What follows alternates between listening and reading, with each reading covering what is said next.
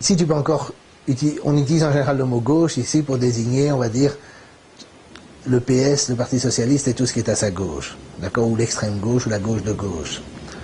Si tu veux prendre ça l'équivalent aux États-Unis, alors tu dois prendre le Parti démocrate et tout ce qui est à sa gauche. Mais traditionnellement, c'est toujours difficile de dire si le Parti démocrate est de gauche. Maintenant, le Parti socialiste, et ça j'avais dit déjà en 91, les partis socialistes européens vont de plus en plus ressembler au Parti démocrate américain. En termes, c'est-à-dire un parti qui n'a pas de perspective réellement, même pas quelque part dans un tiroir de plan de changer la société, qui veut seulement gérer la société et peut-être avoir une clientèle plus populaire que les partis de droite, quoi. Mais c'est ça le Parti démocrate, c'est pas, ils ont pas, même dans 1000 ans, ils veulent pas changer la société, tandis que chez les socialistes, en tout cas en Belgique, il y a encore des principes qui peut-être dans 1000 ans feront qu'ils construiront une société socialiste, je sais pas. Mais je veux dire, si on les écoute, ils ne sont pas tout à fait comme les démocrates, pas encore, mais ça évolue vers ça. Ce qu'ils appellent devenir sociodémocrate, mais c'est pas devenir sociodémocrate, parce que c'est pas devenir comme Olof Palme, comme Bruno Kreisky, comme Guy Mollet, etc. C'est même pas devenir des gens comme ça, ou Willy Brandt, c'est devenir comme Madame Clinton, ce qui est différent. Et donc, la gauche, donc la gauche morale, pour moi, c'est le phénomène qu'à partir du moment où le tournant de la rigueur a eu lieu en France en 83, on a abandonné mezzo voce le programme de changement économique, on a fait de la gestion plus ou moins mainstream, enfin orthodoxe de l'économie, du social, etc., de la gestion des banlieues, enfin de tout, de l'immigration. On ne s'est pas distingué très fort des politiques de Reagan, Thatcher, etc., sauf qu'on l'a fait avec moins d'enthousiasme, on l'a fait peut-être parfois, pas toujours, avec moins de fanfare, mais essentiellement on a fait ça, on n'a pas d'alternative sur ce plan-là. Alors où est-ce qu'on a trouvé, pourquoi est-ce qu'on n'a pas dit alors maintenant on a abandonné un parti, on est de droite, on est d'accord avec l'UMP et puis on fusionne. Pourquoi on n'a pas dit ça? Parce qu'on a gardé une posture morale, on est passé au moralisme, on a dit ah mais on est antiraciste, on est contre l'homophobie, on est contre l'antisémitisme, on est contre le fascisme, on est contre etc. Et donc la gauche est de plus en plus devenue une gauche morale, une gauche qui parle de valeurs, qui parle de trucs etc. Alors que quand moi j'étais jeune, pour moi la gauche était démystifier les discours sur les valeurs et plaider pour des transformations sociales, des réformes de structure, comme on appelait ça en Belgique, ou des choses comme ça. Et donc, ça c'était quelque chose qui était totalement l'opposé des discours sur les valeurs, c'était les bons chrétiens qui disaient ce qui compte c'est changer l'âme des gens, c'est que les gens, tu vois, c'est tout à fait l'opposé. Le discours sur les valeurs, typiquement, c'est un truc de droite, sauf que les valeurs étaient un peu différentes, mais le fait de parler de valeurs plutôt que de structure sociale, c'était plutôt quelque chose de droite que de gauche. Et maintenant, la gauche a complètement récupéré un discours sur les valeurs qui, pour beaucoup de choses, est totalement acceptable pour la droite. On fait comme si on avait face à soi une droite fasciste, pétainiste, raciste, etc. Mais c'est pas vrai. C'est simplement pas vrai. C'est pas ça le point. Il y en a peut-être qui finissent par être énervés ou bien à cause de la focalisation là-dessus, ils vont dire, bon, pour se distinguer, on peut à la limite dire que, mais c'est pas ça le point important. Ils sont tout à fait... la droite moderne est devenue... La droite libérale moderne n'a pas de problème avec ça. Et donc on n'a plus de réelle distinction, sauf dans des fantasmes. Mais ces fantasmes, évidemment, ont beaucoup de défauts, parce que là, la droite vient, elle dit c'est très bien tout ça, mais dans les valeurs, il y a le travail, se lever tôt, la patrie, le salut au drapeau, le respect de l'autorité, du gendarme, du policier, des parents, des maîtres d'école, etc. Et ça résonne beaucoup mieux aux yeux de la population que de dire, attention, c'est pas bien, vous avez des pensées racistes, sexistes, homophobes, etc. Et donc, je pense que la gauche... La gauche, essentiellement, évidemment, ça a été lentement, mais depuis les années 80-90, elle s'est enfermée dans un double mouvement, l'abandon de tout programme social, la construction européenne qui, en fait, les ligote pieds et poings liés à des orthodoxies néolibérales, puisque le traité de Maastricht est une constitution pratiquement qui interdit une politique keynésienne, qui n'est pas interdite aux États-Unis, mais qui est interdite en Europe parce qu'elle supposerait un contrôle de la monnaie, des trucs, la possibilité de déficit, etc. Et finalement, la dérive vers la gauche, ce que j'appelle la gauche morale, qui est une catastrophe supplémentaire, parce que finalement, ça ne fait que... les gens ont perdu leur emploi, il y a des délocalisations, on dit, ah ben on ne sait rien faire. Mais attention, hein, n'ayez pas de pensée homophobe. C'est pas comme ça qu'on va attirer les masses. Alors autant leur dire, oui mais c'est bien mieux à l'école dans le temps, quand les élèves se levaient, quand le professeur rentre, les élèves se lèvent, etc. Bon, Ça, c'est Sarkozy. Est-ce que, en quoi c'est dangereux finalement d'être sur une position morale Mais d'abord parce que d'abord premièrement c'est pas le rôle de l'État. Ça c'est une position libérale que j'ai classique, mais qui est une libérale classique.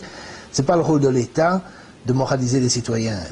Les représentants dans une démocratie sont les serviteurs du peuple, pas leurs maîtres. Et donc ils sont supposés proposer des programmes, les mettre en œuvre, et pas faire des lois pour leur faire penser à ci ou à ça, des journées de ci, d'éducation, des considérations morales dans les écoles, etc. Ils doivent proposer des programmes. S'ils ne peuvent pas les mettre en place, ils démissionnent, comme l'a fait Chevènement. Et voilà, ça c'est le fonctionnement démocratique normal. Donc c'est un premier problème qui n'est pas un détail pour moi, c'est que c'est complètement antidémocratique. L'autre position, évidemment, c'est que, comme j'ai dit, c'est le lieu, la morale, c'est souvent le lieu d'hypocrisie. C'est-à-dire, dans le temps, les gens disaient, mais regardez, moi, je suis un bon chrétien, un patron, un bon chrétien, il va à l'église, etc., il donne un peu d'argent à la charité, on dit, mais regardez comment vous exploitez vos travailleurs, etc. Le discours socialiste, le discours de gauche était démystifié l'assertion. Maintenant, il n'y a plus personne qui dit qu'ils sont des bons chrétiens. Qu'est-ce qu'ils disent? Nous sommes des bons démocrates, nous défendons les droits de l'homme, nous sommes pour la tolérance. Ah. Je continue? Ah, pardon. Donc, je dis, dans le temps, le discours c'était de démystifier le discours du bon chrétien. Maintenant, évidemment, le discours de la gauche n'est évidemment pas adopter les valeurs chrétiennes, mais les valeurs de la démocratie, des droits de l'homme, de la tolérance. Mais les valeurs, on la prouve dans la pratique. Les valeurs, on les prouve dans la pratique. D'accord? Vous êtes tolérant, mais qu'est-ce que vous faites vis-à-vis de vos ennemis? Vous êtes tolérant vis-à-vis des racistes, des antisémites, bon. C'est ça la tolérance. La tolérance serait tolérant vis-à-vis des gens qu'on considère comme qu'on diabolise. Or, la diabolisation, à mon avis, n'a jamais été aussi forte. Donc, c'est une preuve de non-tolérance. D'accord? La tolérance, c'est pas la tolérance vis-à-vis des gens qui ont les mêmes idées que vous, c'est les gens qui ont des idées opposées. Alors, j'ai donné des exemples aussi en Belgique où il y a un évêque qui a fait des remarques homophobes, tout le monde est monté au créneau, tout le monde a dit il faut faire enfin pas tout le monde, mais beaucoup de gens ont dit il faut renforcer les lois pour l'empêcher de parler, etc. Au nom de la tolérance. Et ça, c'est pas ce que j'appelle la tolérance, évidemment. Ça, c'est un paradoxe de la gauche, un autre paradoxe de la gauche morale. Et donc, la question des valeurs, c'est que les valeurs, on les prouve dans la pratique, c'est pas des trucs où on fait claquer ses bretelles en affirmant qu'on a des valeurs, qu'on est démocrate pour les droits de l'homme, etc., quoi. Et alors, le problème, c'est que c'est un substitut au discours sur les structures. Mais moi, j'ai été à des fêtes, j'étais à une fête du 1er mai en Belgique, qui était organisée par notre relativement minuscule parti communiste, et j'ai pas pu m'empêcher de faire, et ils parlaient tous de trucs qui étaient caritatifs, des soupes populaires, des gens qui sont dans la misère, etc., que les politiciens feraient bien de s'en occuper, des problèmes des sans-papiers, etc., et moi, je lui ai dit, j'ai dit, mais c'est un peu étonnant que ce soit des gens d'origine catholique comme moi qui doivent vous parler de réforme de structure, de structures sociales, de ce que signifie l'Europe, de ce que signifient les politiques structurelles qui sont imposées chez nous. Il n'y a plus personne qui pense en ces termes-là.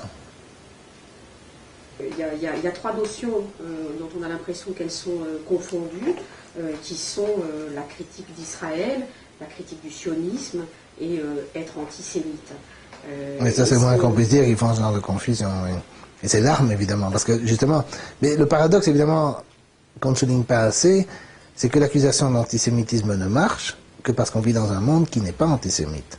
Si vous aviez été dire au type qui a écrit, j'ai oublié son nom, la France juive, avant la guerre de 14, je ne sais pas, fait des trucs antisémites classiques aux adversaires de Dreyfus, qu'ils étaient antisémites, ça n'aurait pas eu d'effet, puisqu'il l'était ouvertement. D'accord? Mais depuis la guerre, l'antisémitisme est devenu critiqué, disons, dénoncé, à juste titre. Et c'est pourquoi l'accusation d'antisémitisme est efficace. Mais évidemment, à force de l'utiliser, on finit par en détruire l'efficacité, puisqu'on l'utilise de façon abusive pour des gens qui sont même juifs, qui sont bons. Et donc, pour intimider les gens qui critiquent Israël, chaque fois, on ressort l'accusation d'antisémitisme. Et alors, évidemment, ou si les gens critiquent le lobby, parce qu'aux États-Unis, Carter a été attaqué sur cette base-là aussi. Mais on voit que ça ne marche pas ou ça ne marche plus. Les livres de Carter sont vendus comme des petits pains, il est invité partout, etc. Mais évidemment, dans les journaux, il y a beaucoup de critiques, dans les médias, il y a beaucoup de critiques, mais ça n'empêche, lui, prix Nobel de la paix, ancien président des États-Unis, il arrive quand même à s'exprimer, on ne peut pas l'empêcher de parler. Et donc ça a un effet, pour l'instant, contraire, et qui peut très bien encourager l'antisémitisme. Parce que les gens peuvent se dire, oui, mais dans le fond, qu'est-ce que c'est que ces gens qui nous forcent à faire telle politique, qui nous empêchent de discuter librement, qui essayent de faire taire ce bon monsieur Carter, etc. Mais, je dis, cette arme ne marche que parce que les gens... Le problème de cette arme de l'antisémitisme, c'est qu'elle ne marche que parce que les gens... On est dans un pays qui n'est pas réellement antisémite. On ne peut pas imaginer dans un pays réellement antisémite l'histoire du RERD, où il y a une femme dérangée d'esprit qui se fait passer pour une victime d'une agression antisémite.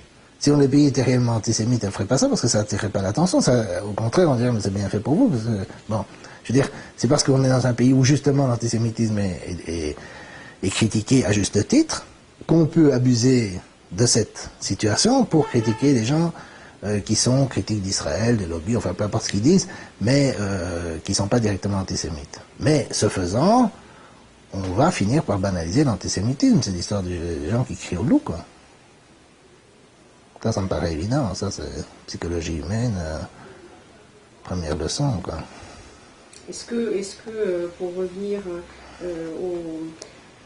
au débat politique en Occident, est-ce que cet argument et ce blocage autour de la critique de la politique d'Israël, est-ce que c'est quelque chose qui empêche d'autres idées d'avancer? Non, moi je ne vois pas ça vraiment. Tu veux dire sur le conflit du Moyen-Orient ou plus généralement? Plus généralement, sur le conflit du Moyen-Orient, certes, mais plus généralement. Est-ce qu'il y a une focalisation? C'est-à-dire, moi ce que je reproche... Mais d'abord, je pense qu'effectivement, ça prend une proportion que ça ne mérite pas. D'accord?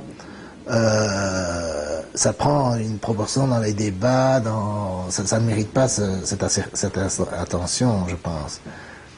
Mais le problème, si tu veux, c'est que, pour moi, le problème de cette focalisation, c'est que ça renforce le conflit des civilisations.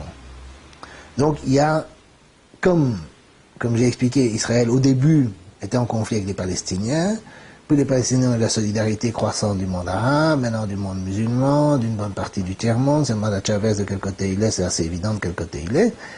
De façon similaire, dans les milieux, on va dire, sionistes occidentaux, il y a eu une polarisation croissante contre tous les gens qui étaient favorables à la cause arabe, contre l'Union soviétique. Bon, ils pouvaient être anti-soviétiques comme tout le monde, mais il y a eu une période où certains milieux sionistes américains étaient vraiment très durs pour la politique de Reagan, etc. Ils appuyaient cette politique. Jackson, par exemple, et le sénateur Jackson, etc. Donc ils poussaient très très fort à des politiques dures vis-à-vis de l'Union soviétique. Bon, maintenant l'Union soviétique n'existe pas, mais alors on a une attitude dure vis-à-vis du monde arabe évidemment, du monde musulman, la polarisation avec les musulmans dans les banlieues ici ou en France en général, l'aggravation des conflits. Alors pour moi, bon, je suis pas très, bien que je sois laïque dans l'esprit, je suis pas toujours d'accord avec la laïcité. C'est que j'ai l'impression qu'on cherche une provocation après l'autre. D'abord on fait l'histoire du foulard, et puis les caricatures de Charlie Hebdo, puis on monte au créneau parce que Charlie Hebdo est poursuivi. Je compte le fait qu'il soit poursuivi, mais c'est évident qu'il n'allait pas être condamné, contrairement à d'autres. Et donc, voilà, c'est une chose après l'autre. Et donc, il y a une espèce de volonté de polariser la situation, de polariser... moi, je trouve ça pas bon. C'est pas bon pour la République, c'est pas bon pour la paix civile, c'est pas bon pour... c'est bon pour rien. Et ça, dans ce sens-là, ça déborde. Tu vois. Et alors, à la limite, Chavez, moi, quand je vois... bon, je sais pas à quoi c'est dû, mais je vois Adler, il écrit des trucs sur Chavez que je cite dans l'impérialisme humanitaire, qui sont à la limite enfin, qui sont pas à la limite du racisme, qui sont racistes. Et l'hostilité s'étend par rapport à tous les gens qui semblent être favorables à la cause palestinienne. Et comme cette sympathie pour la cause palestinienne dans les peuples ex-colonisés, dans le tiers-monde, etc., est naturelle, vu la situation, on aggrave encore le conflit nord-sud, c'est-à-dire qu'on polarise pour une question purement symbolique, alors qu'il y a déjà tous les problèmes économiques. On polarise alors l'Occident contre le reste du monde, alors que moi, comme je l'ai dit pour Chirac, pour moi je suis pour la paix, quoi, et une paix active, et une reconnaissance, une mise à plat des conflits, une volonté active de faire la paix et de reconnaître que le colonialisme s'est terminé et qu'il faut trouver autre chose, quoi, comme système de gouvernance mondiale. Et donc il y a un conflit qui déborde, quoi, tu vois. Quoi? C'est bon? Mais donc, si tu veux, il y a deux écoles de pensée. En gros, celle qui consiste à dire que les États-Unis ont intérêt à soutenir Israël parce que c'est le gendarme au Moyen-Orient. Et l'autre, c'est que les États-Unis sont coincés par ce qu'on appelle le lobby, ce qui n'est pas exactement ce que je dis, mais ça c'est l'autre thèse, si tu veux, qui est un lobby qui les coince politiquement et qui les utilise pour... c'est la fameuse discussion de savoir si c'est le chien qui remue la queue ou la queue qui remue le chien, comme pour parler comme Avnéry. Et moi je pense que la question toujours ça s'appelle des intérêts. Qu'il y ait une perception que les États-Unis ont intérêt à soutenir Israël, ça c'est indiscutable. Mais évidemment on peut aussi le voir comme un effet de l'influence du lobby, qui convainc les gens. Le lobby ne dit pas soutenez Israël parce que nous on aime bien Israël, ils vont dire c'est parce que c'est votre intérêt. Donc la question c'est est-ce que si les Américains faisaient l'an 01 de l'impérialisme, c'est-à-dire on arrête tout et on réfléchit et ils se disent est-ce que ça vaut vraiment la peine de soutenir Israël, à quoi ça leur sert? Ils ont envahi l'Irak, ils n'ont pas eu l'aide d'Israël. En 91, ils ont fait la guerre, ils ont eu soutien de pays arabes, ils ont dit à Israël n'intervenez pas parce que sinon tous nos pays arabes s'effondrent. Il faut remonter à la guerre de 67. 67 c'était pas hier, et même 67 c'est discutable parce que il y a toujours la question de savoir dans quelle mesure les pays arabes étaient pro-soviétiques parce que l'Union soviétique les soutenait et Israël ne les soutenait pas, ou ils étaient pro-soviétiques sui generis, c'est-à-dire qu'ils auraient été pro-soviétiques même si les Américains leur auraient fourni l'aide que l'Union soviétique leur fournissait. Moi je trouve ça, je pense que si les Américains avaient par exemple pas soutenu la création de l'État d'Israël en 48 ou avaient poursuivi la politique qu'ils avaient en fait en 56 lors de Suez, et soutenu les pays arabes, ou fourni de l'aide militaire, diplomatique, etc. aux pays arabes, ils n'auraient jamais été la chercher en Union soviétique. Donc même à l'époque de Nasser et tout ça, l'aide, l'utilité d'Israël était discutable.